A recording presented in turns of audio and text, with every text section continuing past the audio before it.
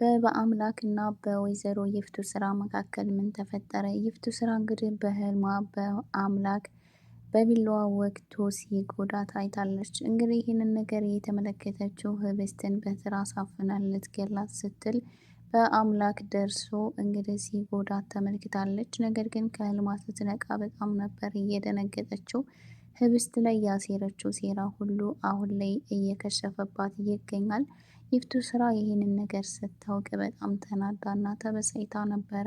ነገር ግን አሁን ላይ ቢሆንም አሁን ላይ ቤተሰቡን እንደተቀየረችና ለህብስት ጥሩ ሰው እንደሆነች አስመስላ ሁሉንም ካሳመነች በኋላ ህብስትን መጨረሻ ላይ ለመጉዳትና የምትፈልገውን ነገር ለማግኘት እንዳሰበች ነበር ስትናገር የነበረው። ነገር ግን ይህንን ባሰበችበት ሰዓት ነበረ በተኛች ጊዜ ይህንን የሚያስፈራና የሚያስደነግጥ ህልም እየተመለከተችው ማለት ነው።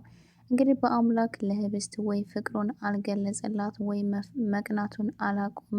እንግዲህ እሱ ግራ ተጋብቶ እኛንም ግራ እያጋባን ይገኛል ማለት ነው። እንግዲህ ትላንትናው ቪዲዮ ላይ ንጉስን ምን እንዳደረገው ተመልክተናል። ከህብስት ጋር አብራችሁ ለምን ሆናችሁ ለምን ተቃቀፋችሁ በሚል ሰበብ እንግዲህ ንጉሱን በጣም ደብድቦት ነበረ።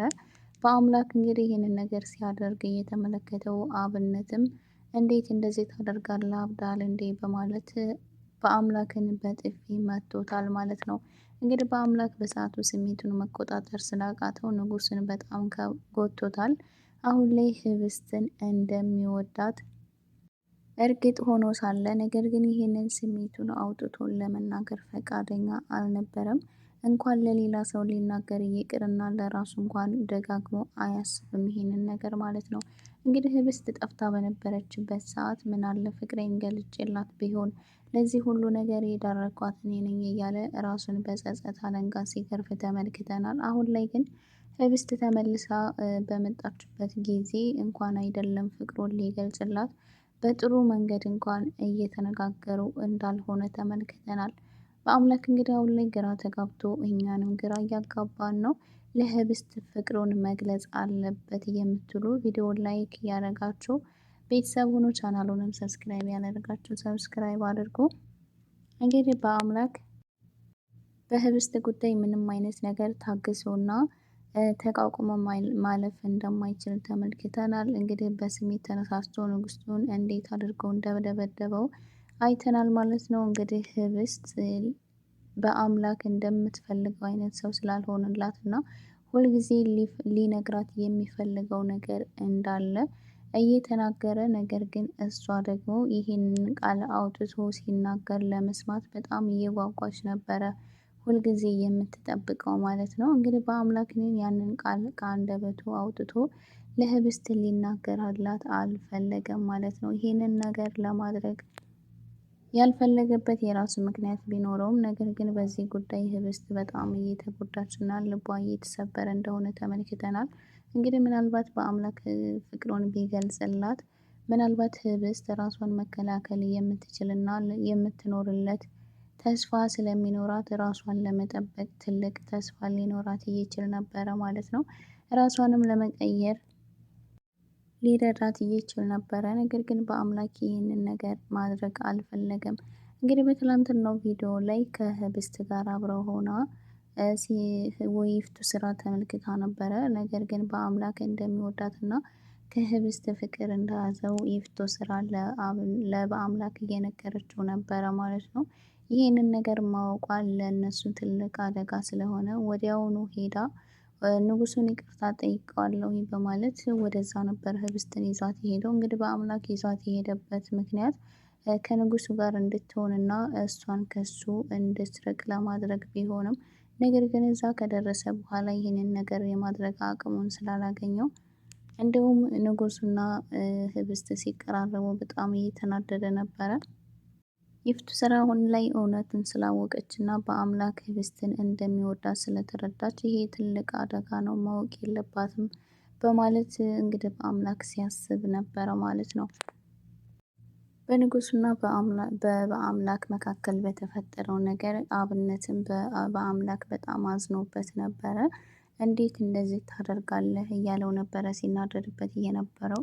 ህብስትም ደግሞ በአምላክ ይህንን ነገር በማድረጉ በጣም ተናዳበታለች። እሱ እኮ እዚህ ያለው ቤተሰቦቹን ጥሎ እዚህ የመጣው እኔን ብሎ ነው። ማንም ሰው ባልነበረኝ ጊዜ እሱ ነበረ ሲያበረታኝና ከጎኔ የነበረው። እንዴት እንደዚህ ታደርጋለህ እያለች በአምላክ ላይ ስትጮህበት ነበረ።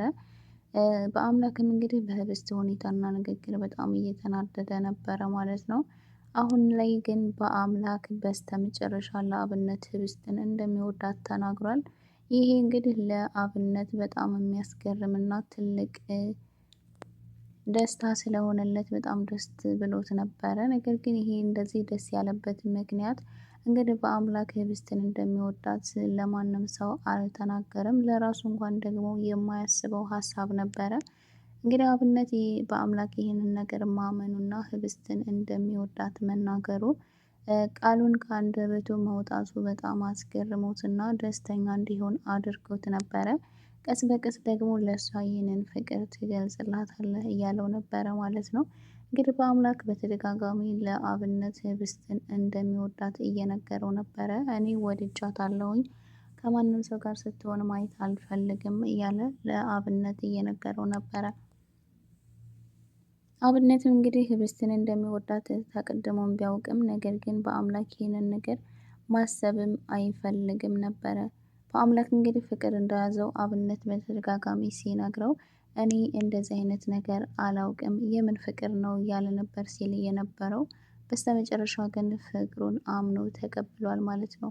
ነገር ግን ይሄንን ነገር እንዴት ነው ለህብስት የሚነግራት? ህብስትና በአምላክ አሁን ላይ ፍቅራቸውን ተገላልጸው አንድ ላይ መሆን አለባቸው። ፍቅራቸውን ይፋ ባያደርጉም እንኳን በድብቅም ቢሆን ፍቅራቸውን መገላለጽ አለባቸው። ያ ካልሆነ ግን አሁን ላይ ንጉሱ ህብስትን ሊወዳት ይችላል ማለት ነው። ህብስትም ከበአምላክ ምንም አይነት ነገር ስላላየችና እንደሚወዳት ስላልነገራት ምናልባት ወደ ንጉሱ ልትሳብና ንጉሱን ልትወደው ትችል ይሆናል ማለት ነው። ስለዚህ በአምላክ በቶሎ ለህብስት ፍቅሩን መግለጽና አብረው መሆን አለባቸው። ሌላው በጣም የሚያስገርመው ነገር የታፈሱ ነገር ነው። እንግዲህ የታፈሱ ፍቅር ጉንፋን ነው መሰለኝ። ከዚህ ቀደም እንግዲህ ከበአምላክ ነበር ፍቅር ይዟት የነበረው። አሁን ላይ በአምላክ የእሷ እንደማይሆን ስታውቅና እሱ የሚወደው ህብስትን እንደሆነ ስትረዳ አሁን ላይ ወደ አብነት ዞራለች ማለት ነው። እንግዲህ ከአብነት ጋር ለመቀራረብ እየሞከረች ነው። እሱም እንግዲህ የእውነት ወዷት ይሁን እንዴት ይሁን ባይታወቅም ነገር ግን ከታፈሱ ጋር ጥሩ የሆነ ግንኙነት እንዳላቸው ተመልክተናል። ታፈሱ እንግዲህ አብነትን ጌታዬ እያለች ነበር ስትጠራው የነበረው። ይህን የሰማችው የይፍቱ ስራ ደግሞ ያንቺ ፍቅር ደግሞ እንዴት ነው ካገኘሽው ወንድ ነው እንዴ ፍቅር የሚይዝሽን? ሁሉንም ጌታዬ ብለሽ እኮ ጨረሻቸው አምላክሽን ምን ልትይው ነው እያለቻት ነበረ።